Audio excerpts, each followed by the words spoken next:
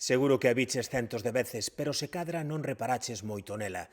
Naceu nunha Galicia de condes e liñaxes poderosas, pero con só 12 anos tivo que deixar a súa terra natal e entrar no corazón do Imperio Español, a Corte de Madrid. A rapaza que ves ofrecéndolle un búcaro d'auga á infanta Margarita Teresa de Austria en Las Meninas é para nós algo máis que unha secundaria. Era galega, chamábase María Agustina Sarmiento de Sotomayor e nacera en Ponteareas en 1637.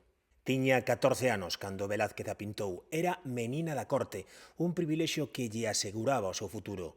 Ou iso parecía. Criouse entre palacios, títulos nobiliarios e favores reais.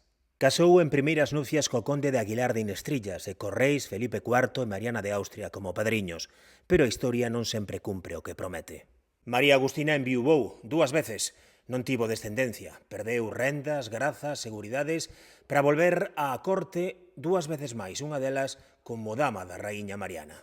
Vendeu un título nobiliario, un marquesado, para poder sobrevivir, e ao final da súa vida xa en Madrid vivía de alugueiro. Cando morreu en 1709, o seu enterro pagouse empeñando a única xoia que lle quedaba, unha tapizaría. No testamento deixou algo revelador. As súas herdeiras non foron grandes señores nin parentes poderosos.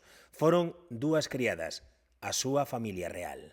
A próxima vez que te pares diante dela, fíxate nesa galega que en o mundo lembra eterna e fermosa e que acabou a vida na precariedade. Para a historia queda inmortalizada nunha das obras máis admiradas e estudadas de todos os tempos.